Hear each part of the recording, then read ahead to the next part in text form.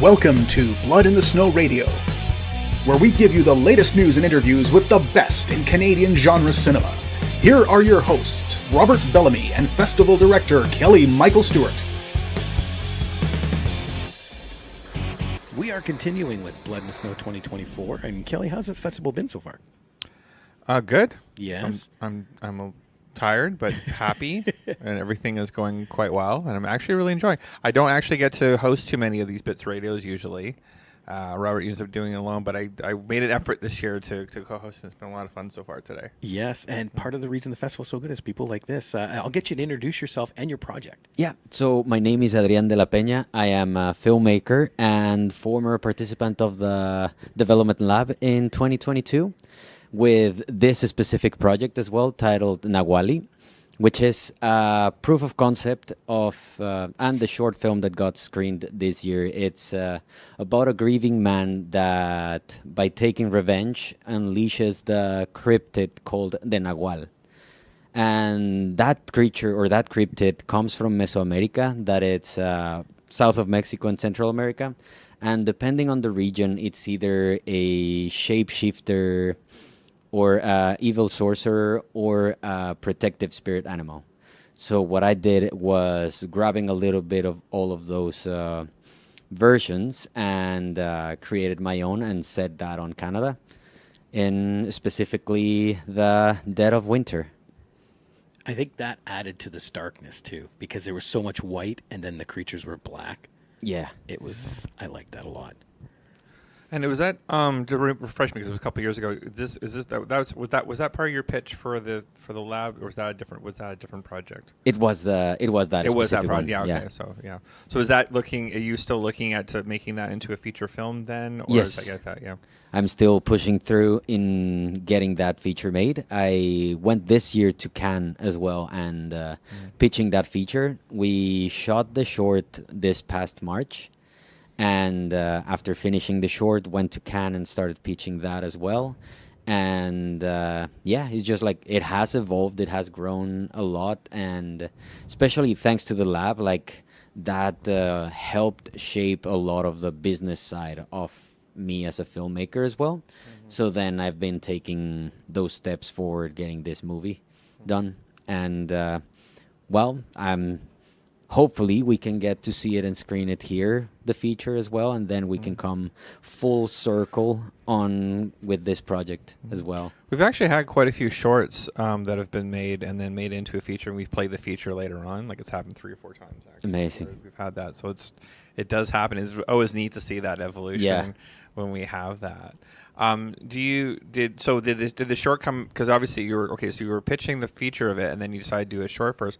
Was that more so that when you're talking to investors and people, like, they can have a bit more of a visual idea of like what this was going to be by seeing this? Yeah, so on one side, I'll go back.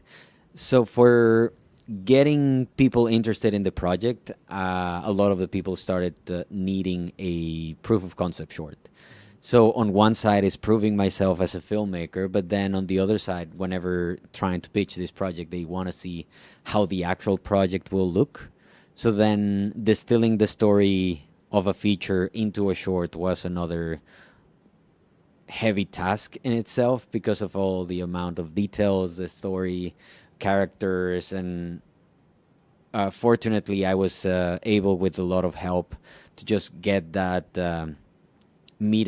get into the meat and potato of the story and just like create it that it can stand on its own, but at the same time generating enough questions in a good way for getting as well people interested in the project. And getting this short done was necessary for me to prove my directorial vision for the project, and at the same time just to be part of the pitching package as well. Was it hard putting it together? Because I imagine the shooting days as opposed to post would be vastly different. Yeah. What was it like shooting as opposed to post? Shooting was freezing hell. We sadly, or not sadly, like actually it's one of those, filmmaking for me, it's a lot of like happy accidents. and shooting in winter at -30 is one of those happy accidents. Originally, the story, I envisioned it to happen during fall, just because fall is my favorite season of them all. But funding and people coming together and traveling and everything just like aligned specifically in that weekend. And this, especially, it was a snowstorm that hit us in Calgary at the specific just 3 days that we planned on shooting. That was the time where the storm hit, and we were shooting exteriors, full 12 hours, 12 to 16 hours of -30, -40. Wow. Yeah, and but on the other side, like, it's that magic, visual magic of winter that just made the short look way better. And then, well, the performers are freezing, like literally freezing, so then it comes as well in the performance. There is snow falling and beard freezing as well, so all those textures is what made the film unique. So in hindsight, I really love and embraced now that winter look. So changed the feature into happening during winter too. That was going to be my question. Would you go back to fall? Because I do get the symbolism you're going with there, but that starkness, the white, and it just, like what everything you just said, adds to it. Exactly, and just like embracing the locations you're at. In my case, I live in Alberta, and winters are like that in Alberta, and that sort of like makes the story happen in this unique setting that you don't have in other places in the world. Yeah, we don't get -30 in Toronto anymore. It's pretty rare. It's pretty rare. It's like Lucky that. you. Yeah, Alberta. Yeah. So yeah, but yeah, it's interesting because I agree with it. It's the starkness of it with the very dark colors with the white and kind of like that too. It really. And that's the thing about film is happy accidents, right? Yeah. It's like that's the scheduling of it. It was funny because even the feature film that we played last night, Dark Match, was the same idea. They also shot, I think, in Alberta and they weren't planning on shooting in winter either. And then the dates got changed and like that. But it worked for the film much better because it was in winter. Because I don't think anyone chooses to do winter. No, it just kind of happens. And like that. And the way I see it is sort of like as an immigrant in Canada, it's sort of like a rite of passage to then shoot in winter. Yep. It's like, okay, welcome to Canada. Here's winter. And why did I decide? yeah. The constant question, like, what have I done? But my favorite phrase is, why do I live where the air hurts my face? yeah. So how long was it? Like, I know in 22 you put together the pitch package for the lab. How long before that was it in progress? Like, have you been working on this for a while? It started during the pandemic. I believe a bunch of us filmmakers were very creative during the pandemic because we had the time. We had extra time. So I was writing a lot. And this started as a short film. I applied for grants for that short film. I didn't get them. I decided, okay, fuck it, let's go to the feature. So I wrote the feature, and I submitted to contest and everything, and I didn't get far from there. But then I saw the lab, so I applied for the lab. I didn't get selected on the first one, but I'm kind of happy that it didn't, because then it pushed me into polishing more the project, polishing more the pitch, and that previous one happened online. So then it got me into waiting a year that I could be in person here. Yeah. And so, yeah, that's 2 years then. After the lab, I didn't want to do the proof of concept short, but I realized I had to. So then it turned my attention into then getting funding and applying for grants for the short. I got rejected by all of the grants at the first take, but then after working as a juror for one grant, I then realized like how basic and how generic I was with my submissions. So then I worked more on my applications, and I got all the grants on the second take. Excellent. And I got the funding.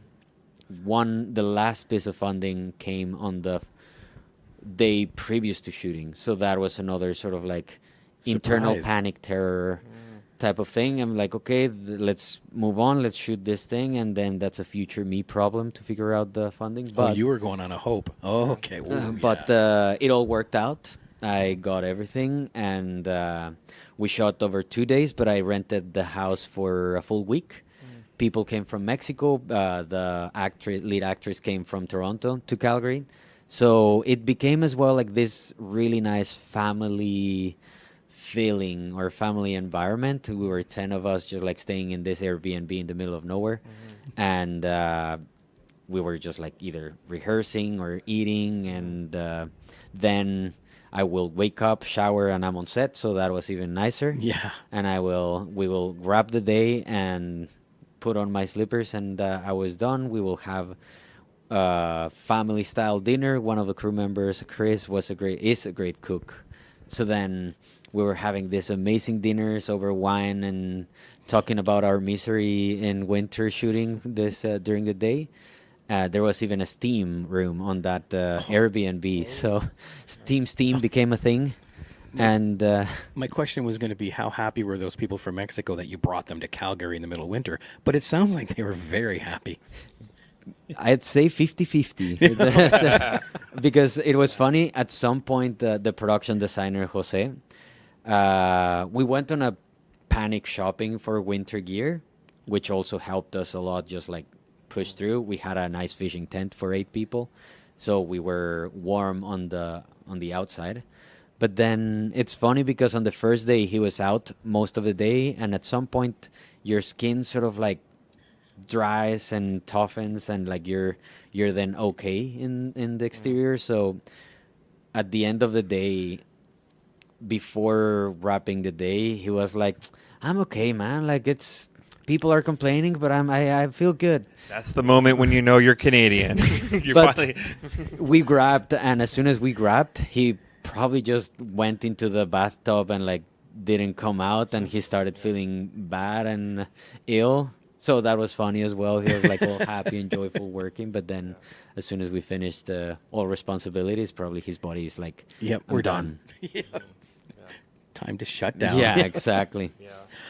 If people are looking to find you online and to check out the status of this and stuff, how do they get a hold of you? So I am myself on Instagram is Adrian G de la Pena. Then production company is machakiller.productions on Instagram. And the movie itself is Naualli movie. And the other way you can find me, it's either the company's website, machakiller.com, and adriandelapeña.com as well. All right, we'll post that on socials then, right? Perfect. Lots of words. And besides this project, what else do you have? Do you have anything else you're working on? Yes, so actually I'm working on my first feature, something that I am ramping up and shooting this next spring. It's a hockey slasher called Ice Rats. Oh, nice. And so Ice Rats is about a junior high hockey team that after causing a brutal accident on the ice, sends these deranged parents on a vengeful spree to kill them and locking them in the arena. Wow. So looking a little bit into all the sports parents' enthusiasm, probably toxic enthusiasm, and just like getting into these tropes of slasher, siege, horror, and Canadiana as well. Yeah. There's not a lot of hockey horror. Yeah. That's the other thing. There's not a lot of hockey horror movies out there. I know, right? Yeah. And so, yeah, I'm launching the crowdfunding campaign soon. Okay. We shot a teaser for it a couple of weeks ago, and we are shooting in March, April as well. So hoping to hit the festival run this time next year. Yeah. Excellent. Yeah, you would think there'd be more hockey horror. Yeah, you literally have a big stick and you skate on 2 blades. What screams horror more than that? Yeah, I know. Excellent. Well, yeah, I can't wait to see that. Amazing. Thank you so much for coming on the show. Thank you for having me. Yeah, and good luck in the festival. Thank you so much.